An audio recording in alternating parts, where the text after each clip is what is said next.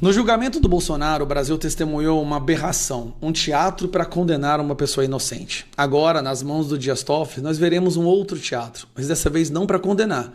Um teatro para blindar, proteger, inocentar alguém que notoriamente já é reconhecido como culpado.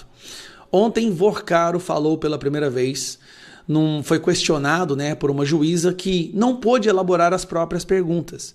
Ela foi obrigada a ler as perguntas que Dias Toffoli elaborou. E aí vem a parte estranha. Perguntas superficiais, perguntas que não mencionaram o contrato da esposa do Alexandre de Moraes, que não mencionaram os irmãos do Dias Toffoli, que não mencionaram o primo do Dias Toffoli, nem os escritórios de advocacia que defenderam o Vorcaro, que curiosamente não mencionaram as visitas no Palácio do Planalto. Perguntas que não perguntaram nada. Mas teve dois momentos nesse teatro que chamaram a atenção. Em um deles, foi pedido para que o Vorcaro abrisse o sigilo do seu celular. A resposta do advogado do Vorcaro foi muito curiosa.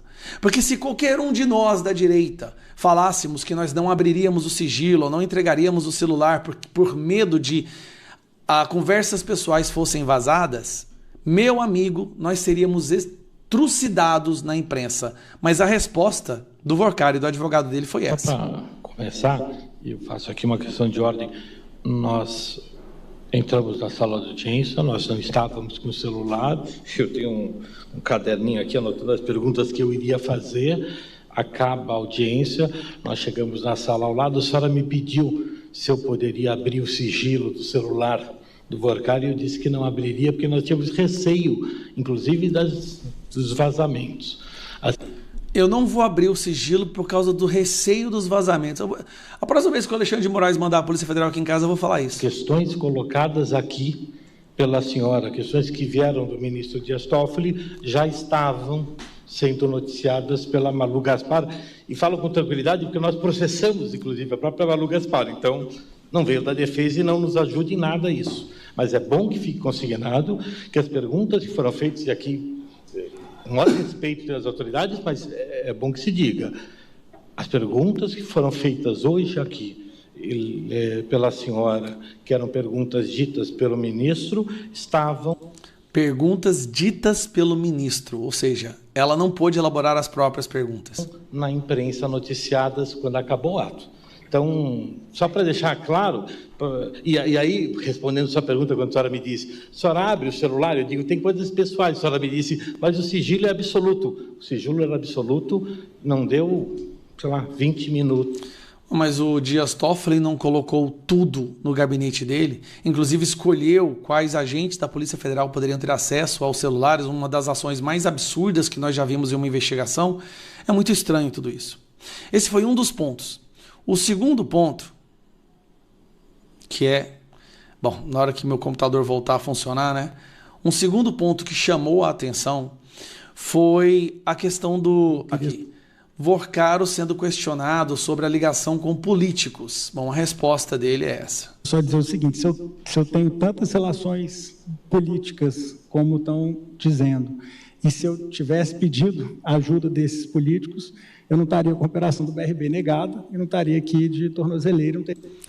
A operação do BRB quase foi aprovada. Ela só não foi aprovada pelo Banco Central porque o absurdo que estava acontecendo era grande demais e os funcionários não queriam colocar o nome deles. Então teve uma parte do Banco Central que barrou. Mas aí entrou Alexandre de Moraes, conversando com o BRB, conversando com o Galípolo, e vários membros da política, sim, tentaram ajudar. Só que houve ali um bolsão de sanidade dentro do Banco Central que travou tudo, porque o BRB estava pronto para comprar sim. Teria sido preso e estava com a minha família sofrendo o que a gente está sofrendo.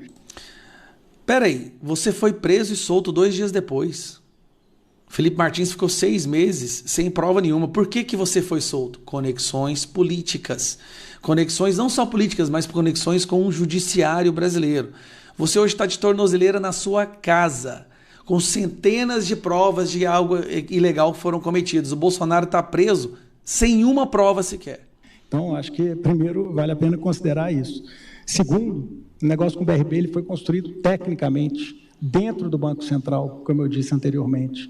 E aí fica a frustração minha, porque não era para a gente estar aqui nessa sala e com essa exposição toda para um país, porque o prejuízo no final não foi só meu, foi do sistema financeiro. Até o dia 17 de novembro, todos os investidores do Banco Master estavam recebendo em dia fundo de pensão.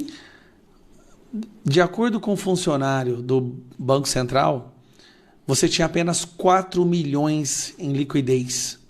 Um banco que tinha, sei lá, 50 bilhões de investimento, só tinha 4 milhões em liquidez? Como explicar isso?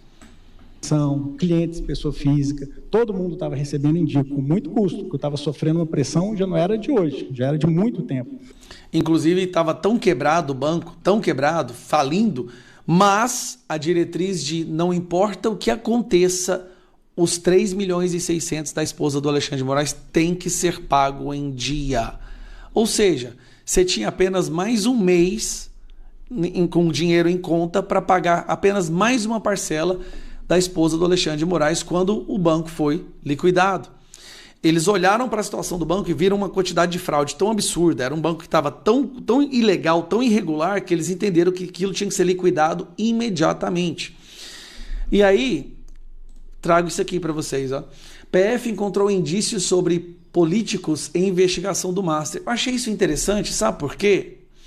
Porque nós temos aí 268 assinaturas da CPMI do Banco Master, porém, ninguém do PT assinou e o líder do governo do Lula está trabalhando para rejeitar a CPI. Por que o governo está trabalhando para proteger um banqueiro, sendo que era um governo que se dizia contra os banqueiros, né? Acho que está bem claro o medo do governo, porque o Banco Master chegou até o Palácio do Planalto. Literalmente chegou e 4 vezes.